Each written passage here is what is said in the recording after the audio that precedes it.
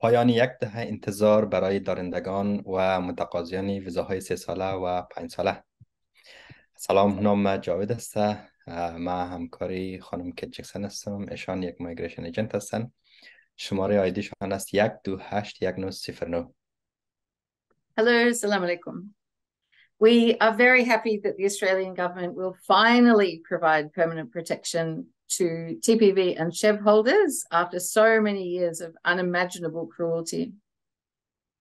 بله، ما بسیار خوشحال هستیم بعد از یک دهه که دولت استرالیا تصمیم گرفتن تا ویزاهای دائم برای دارندگان ویزاهای 3 ساله و 5 ساله اعطا کنند.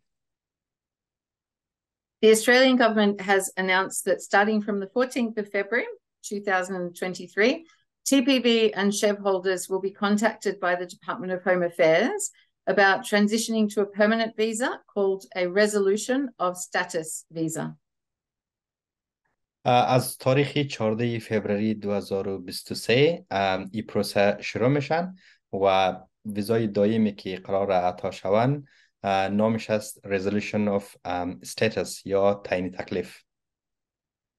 A resolution of status visa allows you to stay in Australia indefinitely. ویزای resolution of status برای شما اجازه میده که در استرالیا به صورت دائمی زندگی کنین. You will also be able to apply to sponsor family and friends to come to Australia if you and they meet eligibility criteria.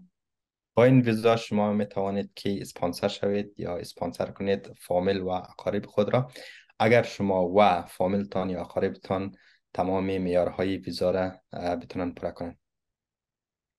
Resolution of status visa holders will potentially be able to apply for Australian citizenship 4 years after the date their resolution of status visa was granted. با این ویزای دائم یعنی resolution of status شما میتونین بعد از 4 سالی که این ویزا صادر میشه برای citizenship یا تابعیت استرالیا درخواست بدین. So what do you need to do now? خب حالا شما باید چیکار کنین؟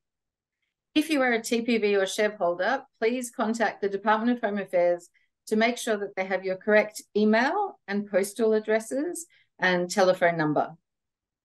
اگر شما دارای ویزای 3 ساله و 5 ساله هستین با اداره مهاجرت یا ایمیگریشن تماس بگیرین تا اینکه مشخصات تماس شما اپدیت شده باشن با اداره مهاجرت.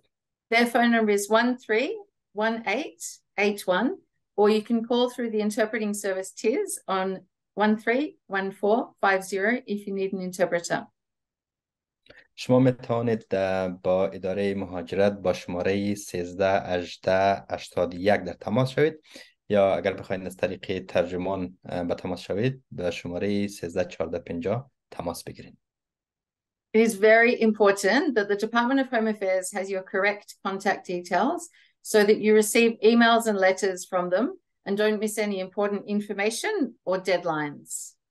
خیلی مهم است که مشخصات آدرس شما با اداره مهاجرت اپدیت شده باشه تا اینکه شما هر نامه و ایمیلی که میفرستن اونا رو دریافت کنین و میس نکنین.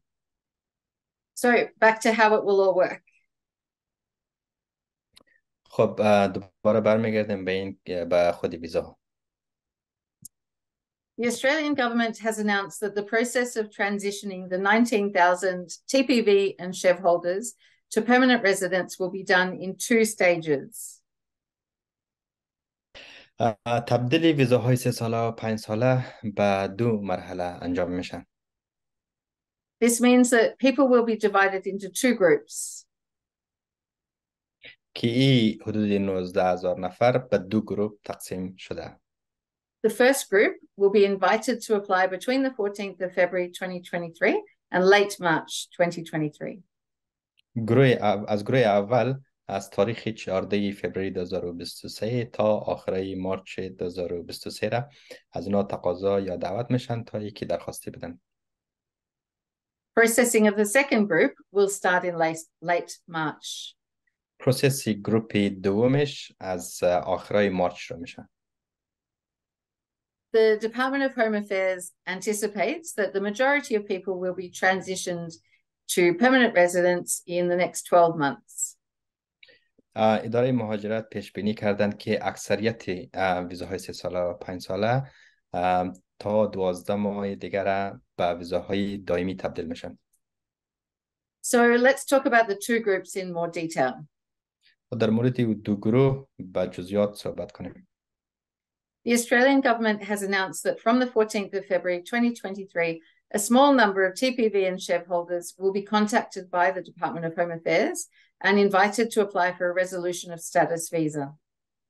از تاریخ 14 فوریه 2023 اداره مهاجرت بعضی از دارندگان و ویزاهای 3 ساله و 5 ساله دعوت میکنند تا یکی برای ویزای resolution of status درخواستی بدن. This group will include people whose TPVs and SHEVs are due to expire soon. این گروه به جمع آن دسته مردم گفته میشن که ویزاهایش قرار نزدیک هستن که ویزای 3 سالش یا 5 سالش اکسپایر شوند یا تاریخش تمام شوند. People in this group will be sent a paper application form which they will need to post to the Department of Home Affairs to apply for a resolution of status visa. از این دسته گروه تقاضا میشن که اینا اپلیکیشن برای ویزای resolution of status به صورت ورقی یا پیپر یا پستی برای ویزاهایشان اپلای کنن یا درخواست بدن. Only people who are contacted by the Department of Home Affairs and provided with the bar lift notification letter and resolution of status visa application form will be able to make a valid application before late March 2023. فقط کسانی که از طرف اداره مهاجرت اجازه براشان داده میشن و فرمی ویزای resolution of status برشان رایی میشن، اونا میتونن تا قبل از آخرای مارچ را درخواستی برای ویزاهای دائمی یا resolution of status بدن. As we mentioned before, the majority of TPV and SHEV holders will become eligible for a resolution of status visa from late March 2023. This is the second group. اما رقم که گفتیم دسته دوم بعد از آخرای مارچ برشان اجازه داده میشن یا دعوت میشن که اونا برای ویزای دائم اقدام کنن. If you have applied for your initial TPV or SHEV and a decision has not been made on your application yet, اگر شما برای ویزاهای 3 ساله و 5 ساله درخواستی دادین و هنوز تصمیم روی کیس‌های شما گرفته نشده، or if you hold a TPV or SHEV and have applied for a subsequent TPV or SHEV before the 14th of February 2023, you do not need to apply for a resolution of status visa. و یا اگر ویزاهای 3 ساله و 5 ساله دارین و برای ویزاهای دوم 3 ساله و 5 ساله یا subsequent SHEV یا TPV اقدام کردین یا درخواستی دادین تا تاریخ 14 فوریه 2023 را شما نیاز نیست که اقدام کنین. The Department of Home Affairs will automatically convert the TPV or SHEV application you have already made into an application for a resolution of status visa. همو درخواستی های شما از طرف اداره مهاجرت به صورت اتومات برای ویزاهای دائمی تبدیل میشن. They will then process the resolution of status visa application. بعد که درخواستی ها چنج شد یا تبدیل به درخواستی برای ویزای دائمی شد، اونا رو پروسس میکنن. This basically means that if you have an application for a TPV or SHEV already in the system on or before the 14th of February 2023, the Department of Home Affairs will convert or change your application to an application for a resolution of status visa instead of an application for a TPV or SHEV. این به این معنا است تمام درخواستی هایی که زیر پروسس هستن و اپلای شدن، درخواستی داده شدن قبل یا تا تاریخ 14 فوریه 2023 اونمو درخواستی ها کلشان تبدیل میشه به درخواستی برای ویزاهای دائم. The department will notify you if your application for a resolution of status visa has been successful and you have been granted a resolution of status visa, or if your application for a resolution of status visa has been unsuccessful and your application has been refused. و در مورد نتیجه پروسس ای درخواستی ها امیگریشن با شما در تماس خواهد شد که ویزای اگر ویزای دائم بر شما ارائه کردن میگن و اگر رد شود هم بر شما در تماس خواهد شد. If you are not included in the first group of people the Department of Home Affairs invites to apply for a resolution of status visa before late March, you will be able to apply for a resolution of status visa online using IMI account from late March onwards. اگر شما شامل گروه اول نمیشین که قبل از آخرای مارچ درخواست بدین، شما بعد از آخرای مارچ 2023 میتونین به صورت آنلاین برای ویزاهای resolution of status درخواست بدین. For the first group, correspondence will be sent to people letting them know that the bar has been lifted and inviting them to apply for a resolution of status visa. برای گروه اول مکتوب فرستاده میشه از طرف اداره مهاجرت که به اونا اجازه داده شدن تا برای ویزاهای resolution of status درخواست بدن. It will work differently for the second group. اما برای گروه دوم فرق میکنه. People in the second group will not need notification of an application bar lift, as this will be included in the electronic form on IMI account. برای گروه دوم از طرف اداره مهاجرت مکتوب فرستاده نمیشن و اونا میتونن از طریق ایمی اکاونت درخواست بدن. TPV or SHEV holders who make a valid application for a resolution of status visa will have their TPV or SHEV extended until a decision on the resolution of status visa has been made. کسانی که درخواستی دادن برای ویزاهای resolution of status و ویزاهای temporary یا temporary protection ویزا یا شفشون خلاص میشه، اونا دمو شرایط ویزاهای 3 ساله و 5 ساله میمانند تا اینکه درخواستی برای ویزای دائمیشان پروسس و فاینال شوند. As we mentioned before, the Department of Home Affairs aims to process the transitions to resolution of status visas in the next 12 months. رقم که گفتیم اکثریت درخواستی ها را در 12 ماه اول در اداره مهاجرت تمام میکنن پروسسش. Applicants for a resolution of status visa may be required to undertake health examinations and provide police clearances. از متقاضیان ویزاهای دائمی از طرف ایمیگریشن شاید درخواست داده شوند تا یکی مدیکال چک کنند دوباره، شاید هم نه، اما برای پلیس چک امکان دارند که از اونها درخواست شوند. Applicants aged 18 years or older must also sign an Australian values statement confirming that they will respect the Australian way of life and obey Australian laws. و متقاضیانی که سنشان 18 و بالا هستن از اونها باز درخواست میشن که استیتمنت یا بیانیه ارزش‌های استرالیایی را امضا کنند.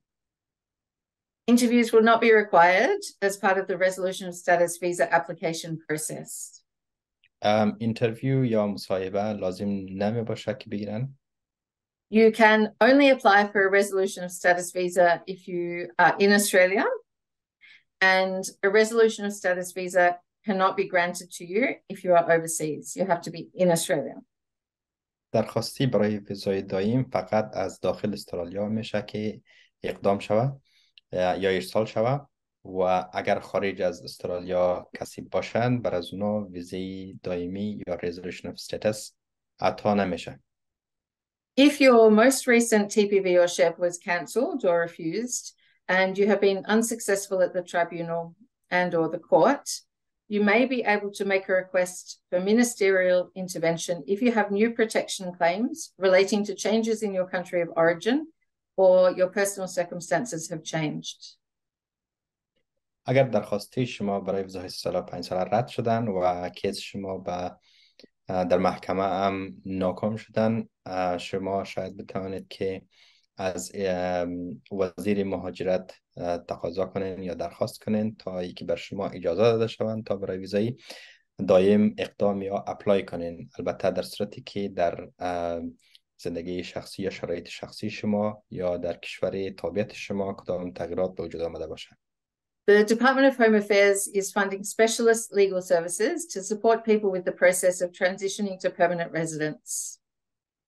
اداره مهاجرت کمک یا فند را برای بعضی از خدمات حقوقی تخصصی میتن تا که اونا بتونن کمک کنن در روند پروسسی ای تبدیل ویزاهای 3 ساله و 5 ساله به ویزاهای دائم. This means that free legal assistance will be available to help you if needed. این به این معناست که میتونن که برای شما خدماتی رایگان وجود داشته باشن اگر خواستین. In Victoria, this support will be provided by Refugee Legal. در ویکتوریا این خدمات از طرف رفیوجی لیگل صورت میگیره. You can also obtain assistance from other registered migration agents or immigration lawyers if you prefer. شما همچنان میتونید که از مایگریشن ایجنت های شخصی یا وکیلای شخصی کمک بگیرین. So just a reminder, please contact the Department of Home Affairs to confirm that your contact details are correct. بازم یادآوری کنیم که لطفاً اداره مهاجرت را زنگ بزنین تا اینکه کانتکت دیتیل شما اپدیت شده باشن. Please note that this is general information and not legal advice. لطفاً در نظر داشته باشید که یک معلومات عمومی هستند و مشاوره شخصی نمی باشند.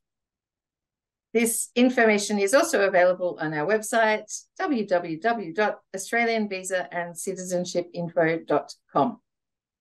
این معلومات همچنان در وبسایت ما www.australianvisaandcitizenshipinfo.com موجود می باشد.